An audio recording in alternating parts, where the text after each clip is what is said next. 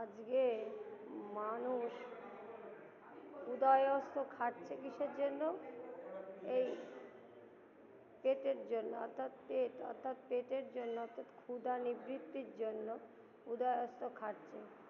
কিন্তু ক্ষুধা নিবৃত্তি করতে হলে তার সাথে ধর্মকে যোগ করতে হবে। অর্থাৎ ধর্ম, আমরা প্রথম থেকে ধর্মকে যদি ধরে রাখি, ধর্ম আমাদের ধরে রাখবে। ধর্ম, অর্থ, কাম, মোক্ষ, এই চারটে পুরুষার্থ বলে। অর্থাৎ পুরুষার্থ করুন।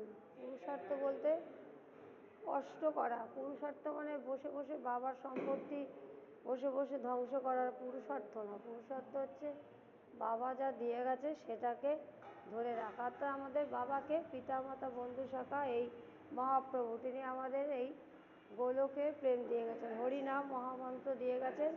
তো সেটাকে ধরে রাখতে হবে। মহামন্ত্র করলে কি হয়? মহামন্ত্র করলে হরে কৃষ্ণ কৃষ্ণ কৃষ্ণ হরে হরে, হরে রাম রাম রাম।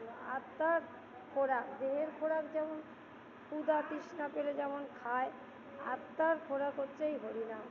হরে কৃষ্ণ কৃষ্ণ কৃষ্ণ হরে হরে, হরে রাম রাম রাম হরে। এই আত্মার খোরাক আত্মাকে দিন। দেখুন খাঁচার মধ্যে পাখিটাকে সোনার খাঁচায় ভরে রাখছে, অর্থাৎ পাখিটাকে খাবার দিচ্ছে না। সেরকম আত্মার যে নাম হরিনাম সেটা দিন। সোনার খাঁচায় পুড়ে রেখে আত্মাকে কষ্ট দেবেন না। অর্থাৎ দেখুন আত্মানাং হৃদয়, অর্থাৎ দেখুন ভালো খাচ্ছি ভালো পড়ছি, কিন্তু আত্মা কি তাতে সুস্থ আছে? আত্মার দুঃখ শোক কিছুই যায়নি। অর্থাৎ আত্মার দুঃখ শোক যেতে গেলে কী করতে হবে? সাধু সঙ্গ বেশি বেশি করে ভালো কথা শুনবেন। ভালোটা নিতে হবে। শুনলেই হলো না, আপনার জীবনে কি আপনি নিয়েছেন? আপনি কতটা নিয়েছেন? অর্থাৎ অ্যানালিসিস করুন। আপনাকে আপনি অ্যানালিসিস করুন। অন্যের বিচার করতে যাবেন না, আপনি নিজেকে অ্যানালিসিস করুন। কতটা নিয়েছেন, কতটা বলছেন অনুকূল আর প্রতিকূল, দুটো কথা আছে। অনুকূল যেটা সেটা নিন, আর প্রতিকূল যেটা সেটা বর্জন করুন। তো ভালো কথা শুনবো, ভালো পথে চলবো। দেখুন এই যে আমরা ছোটো থেকে বেশিরভাগ খারাপটা শুনে এসেছি, এই জন্য খারাপটা মনে বসে গেছে। আপনি ভালো, এই জন্য বলে কি, সাধু সঙ্গ স্বর্গবাস, অসৎসঙ্গে নরকবাস।